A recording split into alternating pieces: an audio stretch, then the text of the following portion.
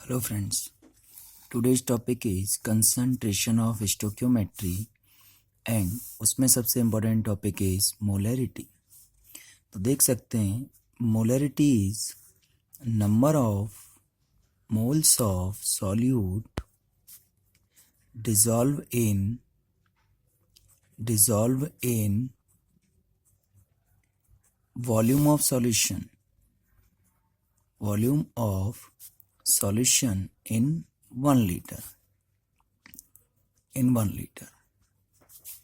तो friends molarity represented by capital M and number of moles represented by n small n and volume is capital V in liter. Then we know that number of moles equal to mass upon molar mass. Then we put this value in first equation.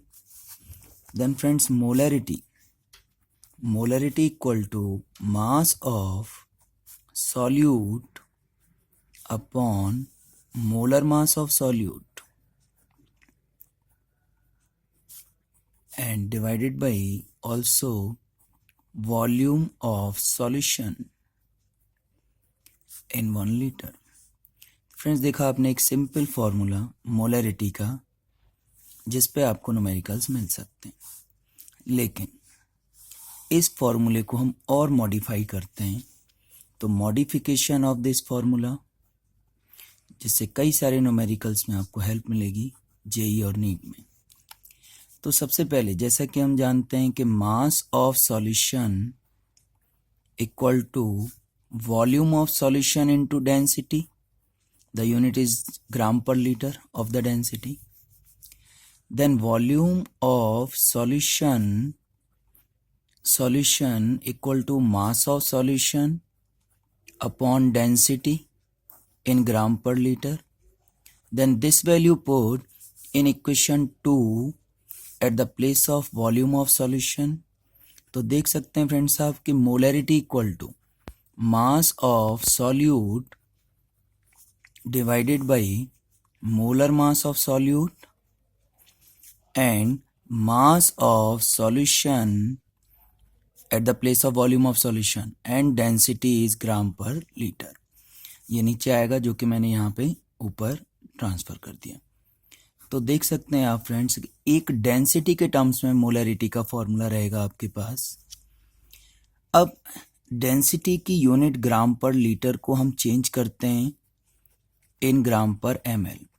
तो देख सकते हैं friends कि 100 into 10 that means 1000 mass of solute into density की unit अब क्या हो जाएगी ग्राम पर ml divided by molar mass of solute into mass of solution. और जैसा कि फ्रेंड्स हम जानते हैं mass percentage mass of solution, तो mass of solute upon mass of solution into 100 ये पूरा मेरा मास परसेंटेज कहलाएगा। तो इस फॉर्मूले को हम कैसे रिप्रेजेंट कर सकते हैं, molarity equal to 10 into mass percentage into density जिसकी यूनिट रहेगी ग्राम पर ml divided by molar mass of solute. तो देख सकते हैं आप फ्रेंड्स कि एक मोलैरिटी का फॉर्मूला मास परसेंटेज और डेंसिटी के टर्म्स में आ गया। कई सारे न्यूमेरिकल्स में इस फॉर्मूले से आपको हेल्प मिलेगी।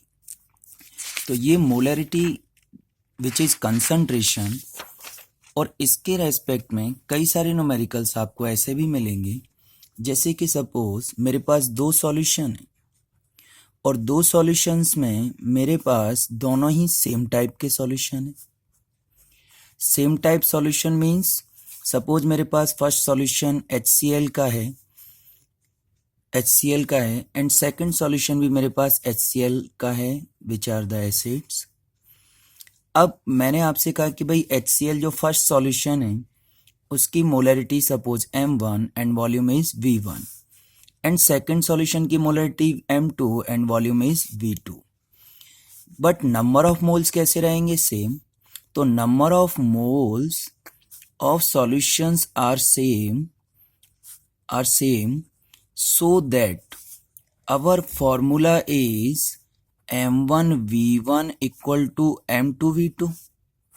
तो देखिए फ्रेंड्स, इसमें आपको 3 क्वांटिटी गिवन होंगी, एक क्वांटिटी फाइंड आउट करनी होगी। सेम एज अगर हम बात करते हैं रिजल्टिंग मोलैरिटी की, तो रिजल्टिंग मोलैरिटी में फ्रेंड्स हमारे पास जो दो सेम टाइप के सॉल्यूशंस हैं, मैं बार बार एक वर्ड बोल रहा हूँ, सेम टाइप ऑफ सॉल्यूशन, तो ये हमें इंडिकेट करना है कि सेम टाइप ऑफ सॉल्यूशन के लिए ही वैलिड होगा।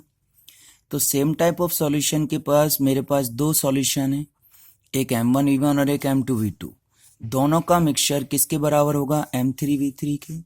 तो friends m3 equal to m1v1 plus m2v2 upon v3 and v3 is v1 plus v2।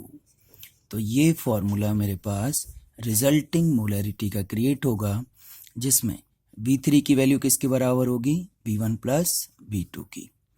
Thank you friends, and next topic is molality, which see in the next video, and subscribe and like this video.